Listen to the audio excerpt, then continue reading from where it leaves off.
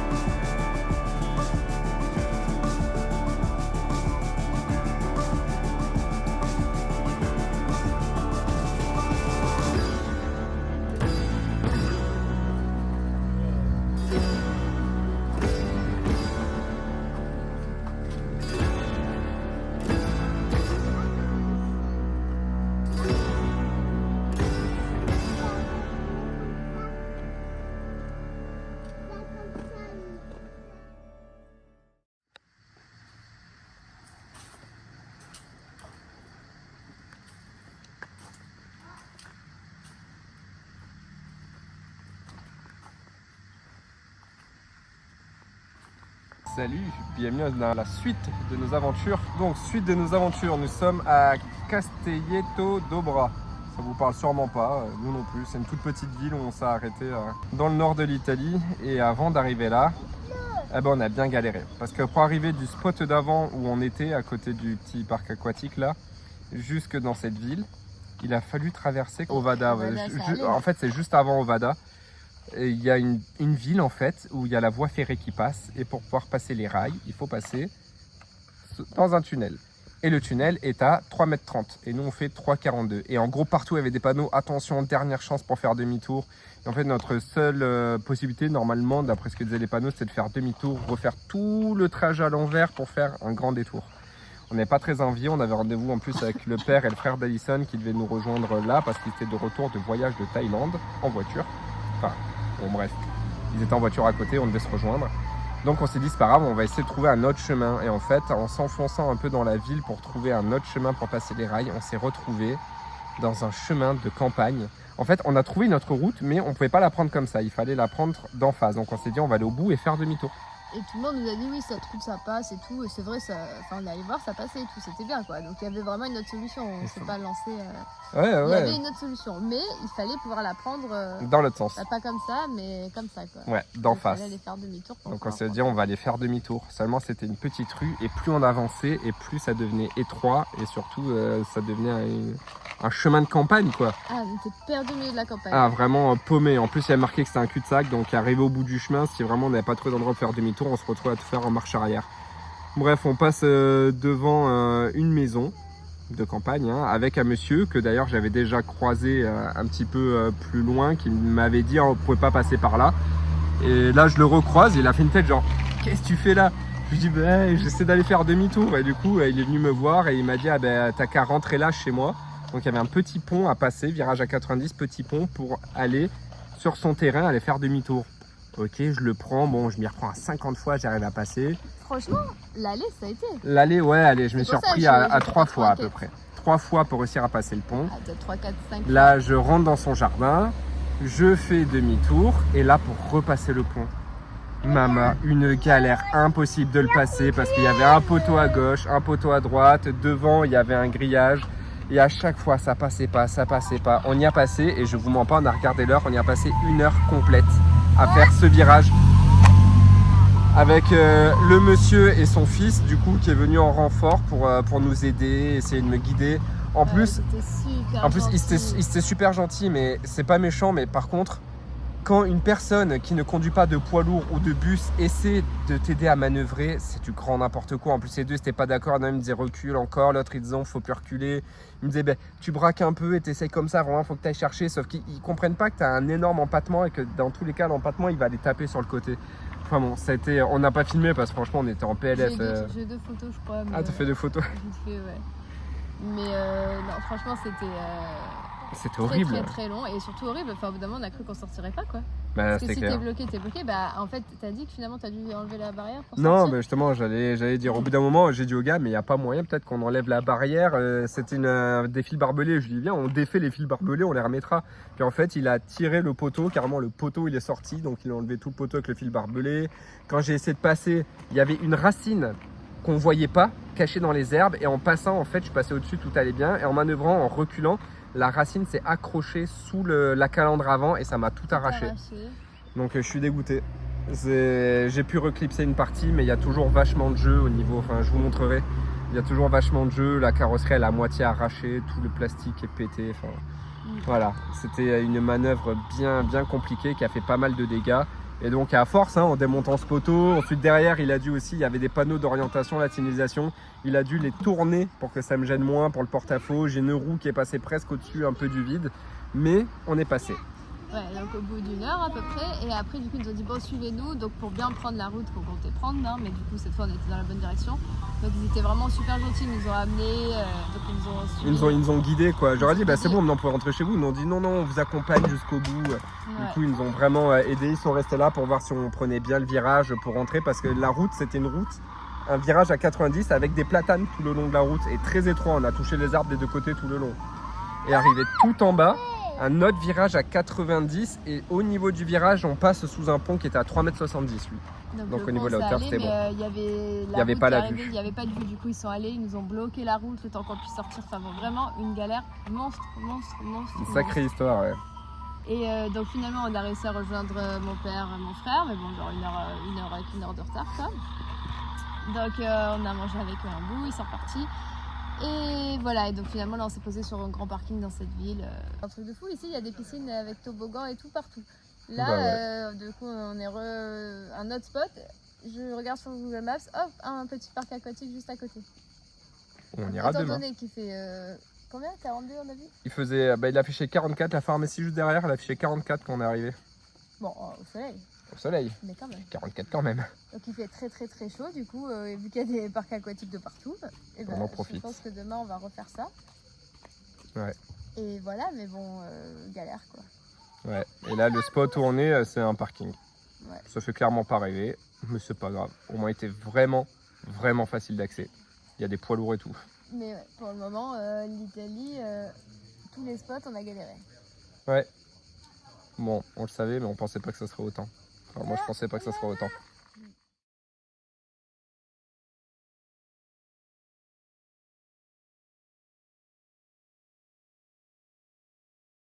Bon, on vient d'arriver et de se poser là sur le nouveau parking Liameoli. Donc on en profite, on voulait vous faire un petit retour sur notre apprentissage de l'italien avec Rosetta Stone. Ça fait 3 mois qu'on utilise l'application.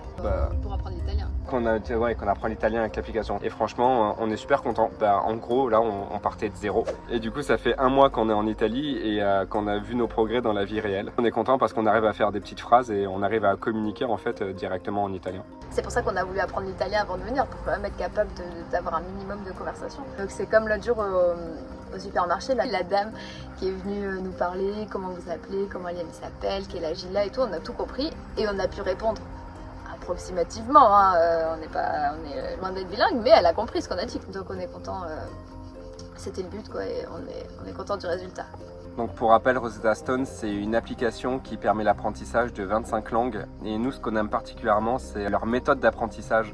En fait, il n'y a pas de traduction, ça va être directement des images, de l'association de mots avec des images et de la répétition. Et en fait, comme ça, le cerveau, il apprend vachement plus rapidement et vachement plus facilement. C'est une méthode vraiment immersive. Nous, ce qu'on préfère dans l'application, c'est l'outil de reconnaissance vocale. Parce que les Français, on est quand même assez connus pour avoir un accent bien pourri. Una banca. Un museo. Un bar. Du coup, avec tous les exercices qui sont basés sur la reconnaissance vocale, ça nous permet de voir en direct si la prononciation était bonne, si elle n'était pas bonne, et on peut recommencer jusqu'à ce que vraiment ça soit parfait, ça soit validé quoi. Donc nous, on a l'abonnement avec les 25 langues illimitées à vie, mais il y a aussi des abonnements avec une langue à vie en fait. C'est vachement cool si vous voulez vraiment approfondir une langue, c'est génial comme abonnement quoi. Et du coup, grâce à cette collaboration avec Rosetta Stone, on peut vous proposer une réduction de plus de 50%, que je vous mets directement le lien dans la description et en commentaire piné. Si certains d'entre vous ont déjà testé Rosetta Stone, n'hésitez pas à le dire en commentaire, voilà, à nous faire un petit retour. On est arrivé hier à Sirmione, donc c'est une presqu'île, c'est ça, c'est une presqu'île en fait. Je sais pas si c'est considéré comme une presqu'île, je connais pas la définition exacte, mais c'est une avancée, voilà. Il y a le lac de Garde et en bas il y a une avancée, une pointe qui rentre dans le lac, et ça c'est Sirmione. Donc on vient d'arriver là, on s'est posé hier sur un parking, un simple parking, et là aujourd'hui on vient d'aller dans une aire de camping-car payante du coup. Comme ça on était à 30 minutes de là où on voulait aller en vélo et on est sur place, comme ça demain on pourra visiter une autre ville en fait autour du lac, celle où on est directement garé. Là, le lac il est immense, c'est super beau. On est bien calé, on va aller marcher dès qu'on a fini de manger. En vrai, il est tard, on est parti tard. Liam veut que je montre les canards. Ils sont les canards. Ils sont partis tout là-bas. Il y a des canards tout là-bas. Et ils viennent de partir. Il est 14 h, on est parti tard, c'est pour ça qu'on vient à peine de finir de manger. Maintenant, on va aller voir le château et puis un petit peu la ville qui a l'air super jolie.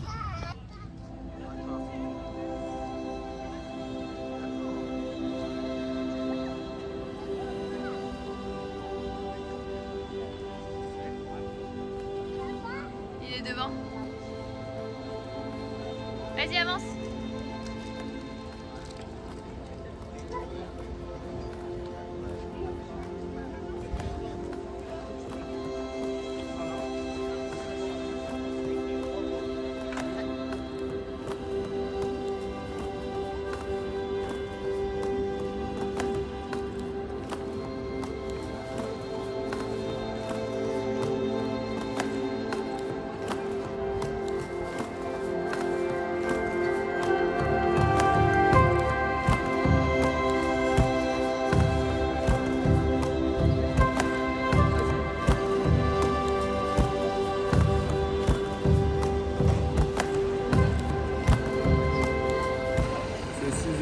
Et gratuit pour les moins de 18 ans.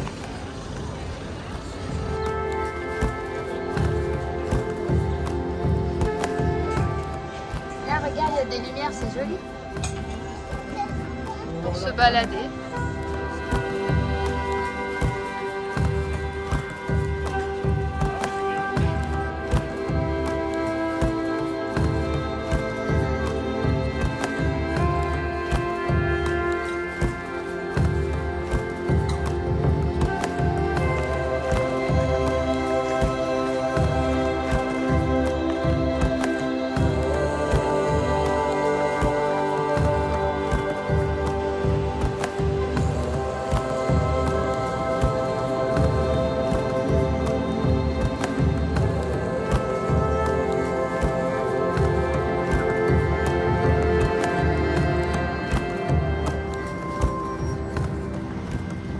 finalement, la petite plage était bien sympa.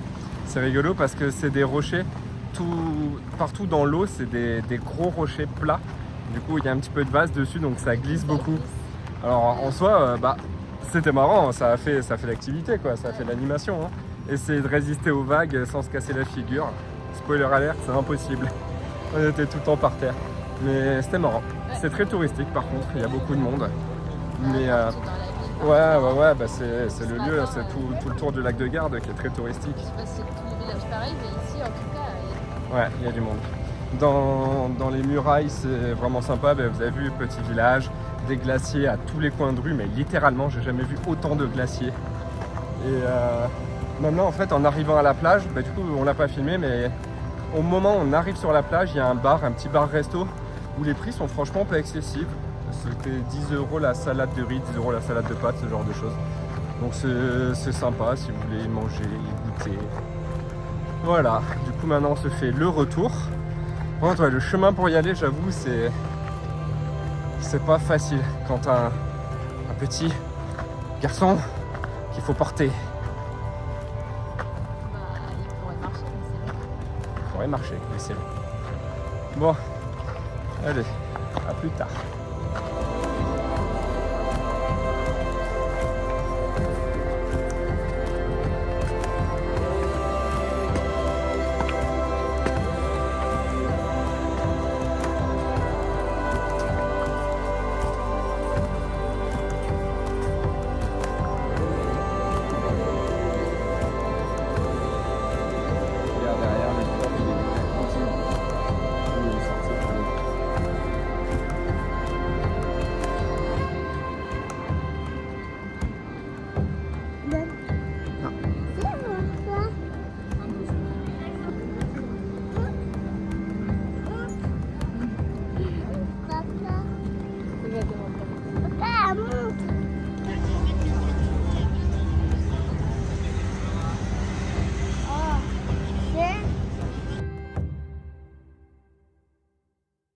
Nouvelle journée autour de lac de Garde. C'est un peu bruyant ici, désolé.